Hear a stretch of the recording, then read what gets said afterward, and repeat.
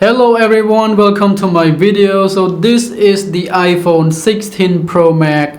I've been using this phone for a couple of weeks right now, and here is my thought, pros and cons, what's good, what's bad on this iPhone. So first of all, let me give you my opinion on this iPhone 16 Pro Max. My opinion on this phone here is it is expensive, very expensive. In my country it costs like 1,500 US dollars something for 256 gig of memory of storage, I mean. So this is a lot of money to pay for a smartphone. Of course it is premium, it looks very nice, it look, super, what should I say, super premium. But for that money, I don't think regular people will pay that amount of money for a smartphone. So let's get to the experience that I use this phone, for that a couple of weeks, and then what is good, what is bad about this phone. So the good here is the battery life. I mean, I own the iPhone 15 Pro Max in the past, so my battery life was so-so on that phone. I'm not so impressed. It's good, but it's just nothing compared to the 16 Pro Max. That is for my usage only. I play a little bit of game on this, but mostly I spend a lot of time on Facebook and watching movies, videos on YouTube like that, So the battery life here, one day, no problem. And on top of that, the heat performance, the heat controlling things like that, what you call, the optimization in the thermal things like that. So it keep cool, it's not that warm. I spend a lot of time online, things like that, like 4 or 5 hours, 6 hours screen on time. I never get overheat on this phone. It's warm to the touch, but it just not iPhone 15 Pro Max level that I faced in the past. So the heat control here, it's very nice. The battery life is excellent. So that is my good thing on this iPhone 16 Pro Max. So what about the display on this iPhone 16 Pro Max? The screen overall. Well, I like it and I hate it, especially this dynamic island here.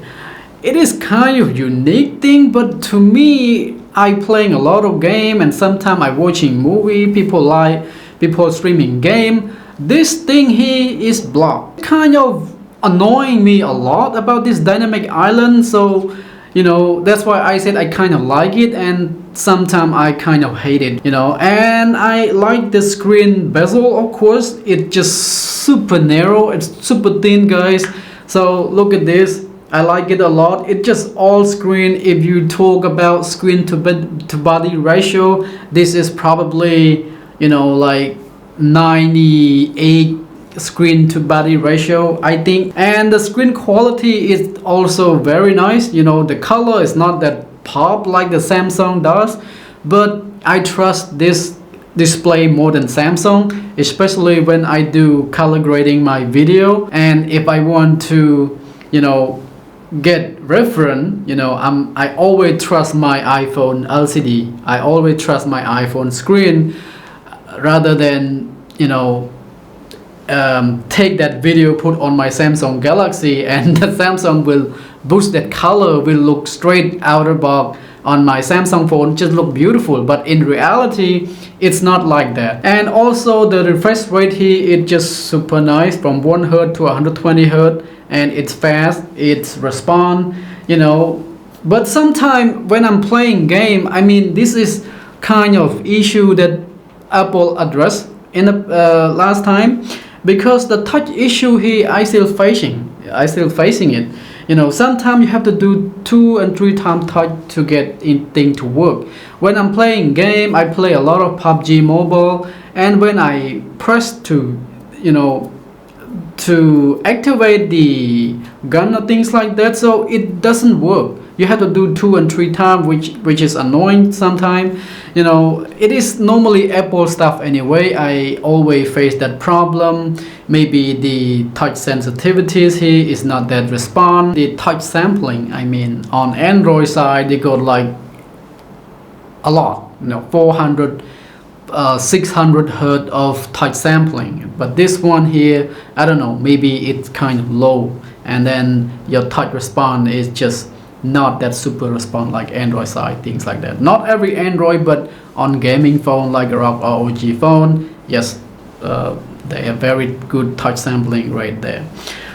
And the camera, this is the big part of my upgrade. I like camera a lot. I take a lot of photo of my family, my kid, myself, and the camera here, it just so very similar to iPhone 15 Pro Max. Sometimes it does better, sometimes it does worse.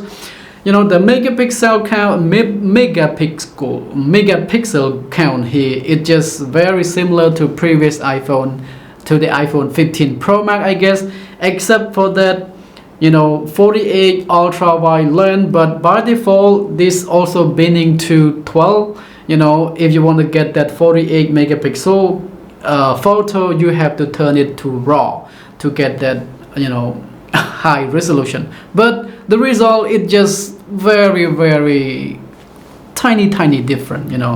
I don't count it an upgrade for this. It just a marketing strategy, I guess. And the telephoto lens here, it just still 5x optical zoom. I kind of like it sometimes, but it's just not the best. And also for video, it is one of the biggest strengths of an Apple iPhone. The video is just super detailed, it's sharp, the color is accurately, and of course if you play around with the Apple ProRes lock here, the video is just so nice to look at. I like it a lot. That's why I so appreciate of Apple camera.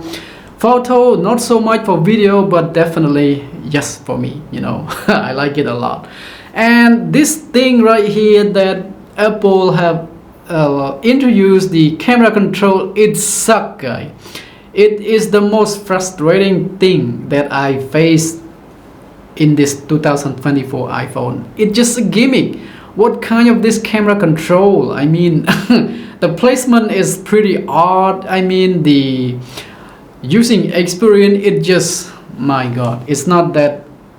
I mean, everybody on internet, maybe this is just for an AI button in the future, I guess, I don't know. But for now, if you think this is the best, if you think this is for your camera, like, I don't think so. I wish Apple will put a proper pro mode in the default camera app, like changing your shutter speed, ISO, white balance, things like that.